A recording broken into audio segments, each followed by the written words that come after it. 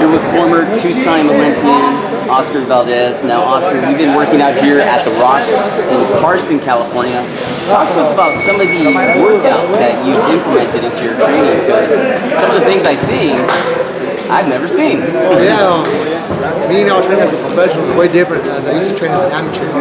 I got good trainers, Manuel Robles and Edgar Hassel are very good trainers. They know how to push me to the limit, and we do them every day in the gym. Every day we try to do something different. Boxing, you never stop learning, so we have fun in the gym, but we also work hard. Now, talk to us about some of the unusual training methods, because you were standing these poles with these straps onto your back. Is that working on your strength and conditioning? Yeah, for today it was mostly strength and conditions. We left the technique out for other days, and these days we work on strength. These strings that's pulling us makes me push myself more. It makes everything more difficult when I work on my punches. Every punch you throw with those, you get more tired than usual.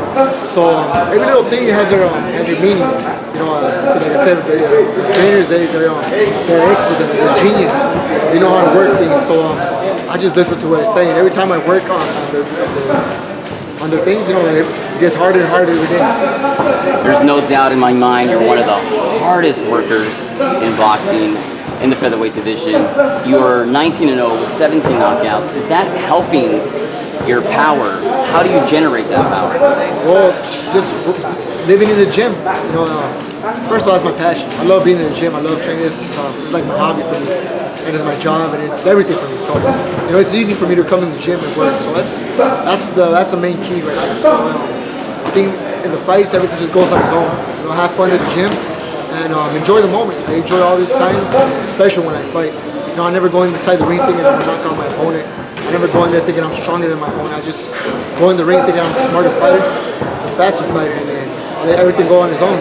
And most of the times I've gotten a knockout. So I'm just gonna keep on with that mentality. Just keep on working hard in the gym and let the fights go on its own. Be confident, but not overconfident against my opponents. In your last fight, you powerhoused over Yanni Gradovich. You scored a 4th-round knockout. Would you say that is your best performance in your boxing career as a professional?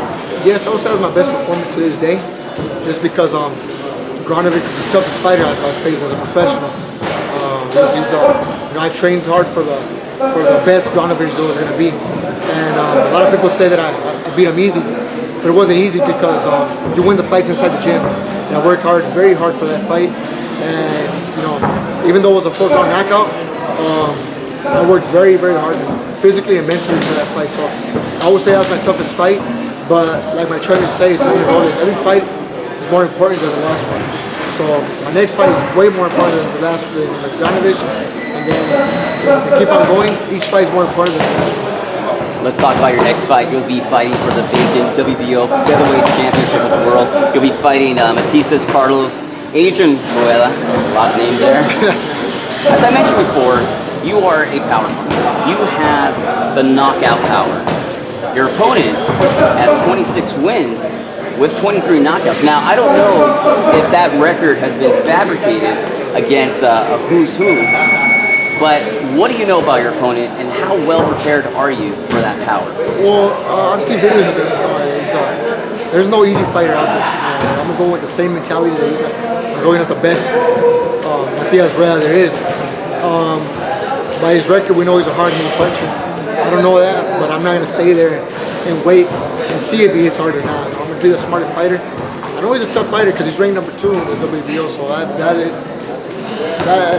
wasn't easy for him to accomplish, being number 2. Like it wasn't easy for me to be number 1 ranked. So I'm expecting the best Matias Rueda there is. I've seen videos of him. He's a typical Argentinian, a hard-hitting puncher, like you would say Lucas Matias or Marcos Maidana. They depend a lot on the punch. But like I said, I'm not going to stay in there and wait to see if he hits hard or not. I'm going to be a smart fighter, try to beat him to a punch. And going there with that mentality is I'm going to be strong and ready for all 12 rounds. I'm not expecting a knockout, but if it comes, I'll be more than happy to end up a knockout. But like I said, if I hurt my opponent, I'm going to try to finish him, but if not, I'm going to be well prepared to go all 12 rounds. without a doubt, you have to be prepared for unhurled Argentinian fighter because you never know. Like when Madonna knocked out Ortiz, nobody knew who he was. What goes through your mind knowing that you're going to be fighting for a world title? You fought on the international stage in the amateurs. You're former two-time Olympian. How excited are you to finally get this shot? It's like a dream come true. Like I said, I never think about other fights. I just waited for my moment. I wasn't gonna try to hurry myself or try to hurry my manager for a title shot. Even though I wanted it so bad, I was gonna let the experts wait on that. And once they gave me the news, I got very excited, very, very excited. This is a dream come true. And like I said, I'm enjoying every moment of this. Every day I work hard, no matter what fight it is. But just this being for world title makes it a little bit better. Knowing that I'm very close. I'm not jumping to conclusions. I'm gonna win the belt. I'm not thinking about it. I'm just thinking I'm gonna work hard, win the fights here in the gym. Work every day, take it day by day, and expect that day to be 100% ready because it's my dream ever since I was 80 years old. The first step in the gym, I wanted to be a world champion, the greatest in the gym, and hopefully I can do it. That's interesting. Winning the fights in the gym or winning the fights inside that ring. Now let's talk about some of the young guns. You got Joseph Diaz, who has spoken respectively about you. He speaks very well about you. We're friends. Yeah, are you? Yeah, Okay. we met before. We fought before the amateurs. He beat me in the amateurs, but even though that we're good friends, we both know we might end up seeing each other in the future. But even though is that? it's not difficult because even though we see each other, we're friends. We would play baseball before. Okay. We still have a little rivalry. He's on the other team. He always says he loves baseball, yeah. And we play each other, but still, we always have that little thing, we're going to end up seeing in the near future, professional. But I'm pretty sure there's no hard feelings with us. Inside the ring, we're going to try to knock each other's heads off. But outside the rings, I'm pretty sure we're going to be cool like we are right now. Well, sign me up for that fight. Now, you also got fighters like got fighters such as Gary Russell Jr., Jorge Lara, Julian Ramirez, who just recently lost to Abraham Lopez. What do you think of those fighters, and who would you like to face inside that ring? Anyone.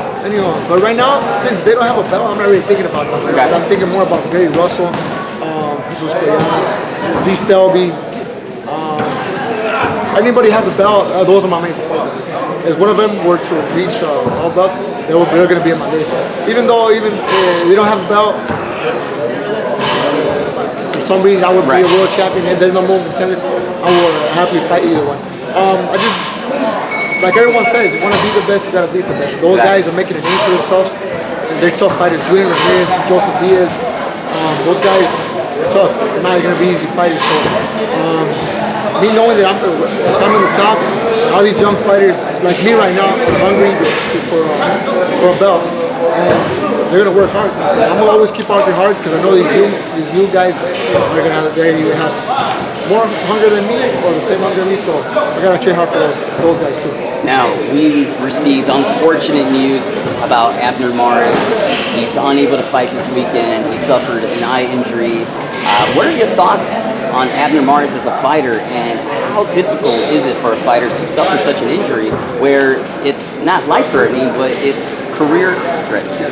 Well, I know Abner Mares is a very nice guy. He's a very hard worker. You can see he's always in the gym. I tell you what's hard. It's very bad and unfortunate, like you said, that over an eye injury, that he's fought before here in places like California and like Vegas. They don't let him fight in New York because of that eye injury. A lot of people say your health is first, but I still think Abner Mares is up to it. He's good to fight.